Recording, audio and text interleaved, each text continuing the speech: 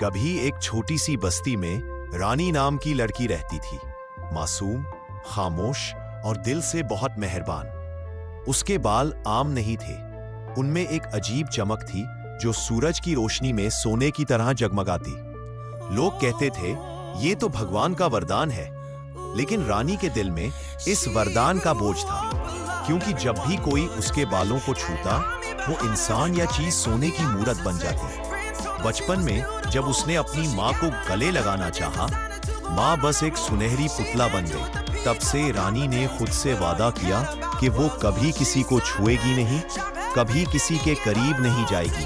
वक्त गुजरता गया और रानी के सुनहरे बालों की खबर हर जगह फैल गई। लोग यूं सोने की देवी कहकर पूजने लगे, लेकिन वो उनकी नजरों में बस एक जादू थी, एक खजाना, एक चमत्कार। उसके दिल की तन्हाई, उसके आंसू किसी ने नहीं देखे।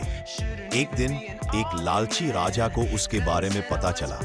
राजा ने सोचा, अगर मुझे ये लड़की मिल जाए तो मेरा महल सोने से भर जाएगा। उसने अपने सिपाहियों को भेजा और रानी को कैद कर लिया। उसे महल के नीचे अंधेरे कैद खाने में डाल दिया गया, जहां वो सिर्फ रात और खामोशी का चेहरा देख सकती थी। उसी कैद खाने में एक और बंदी थी, एक अंधी लड़की मीरा।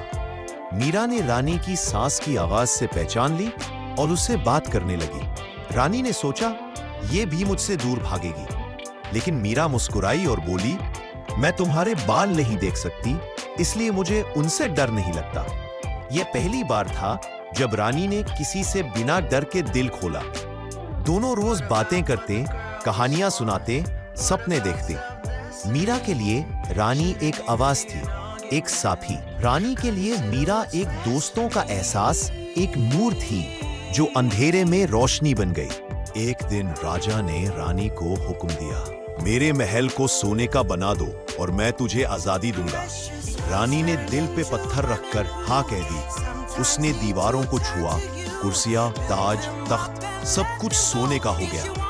लेकिन जैसे ही रानी ने आजादी मांगी, राजा हंसने लगा, ऐसी दौलत मैं कभी नहीं छोड़ूंगा। ये सुनकर रानी के दिल में तूफान उठ गया। उसने अपने बालों को छोड़ा और उन्हें राजा के करीब ले गई। जितनी देर में वो चिल्लाया, उसका जिस्म भी सोने का बन गया और उसका महल भी एक कैद खाना बन गया जो अब कभी नहीं खुलेगा।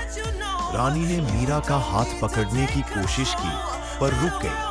फिर मीरा बोली, रानी मैं अंधी हूँ, मुझे सिर्फ तुम्हारी रूह महसूस होती है, न कि तुम्हारे बाल। रानी रो पड़ी। उसने धीरे से मीरा को गले लगाया और चमत्कार हुआ। पहली बार किसी ने उसके छूने से सोना नहीं बनाया। मीरा के दिल की सफाई ने रानी के श्राप को तोड़ दिया। दोनों ने कैद खाने से बाहर निकलकर नया सफर शुरू किया, जहां सुनहरे बाल अब सिर्फ रोशनी का प्रतीक थे, दौलत का नहीं। रानी ने समझा, असली सोना इंसान के बालों में नहीं, उसके दिल में होता है।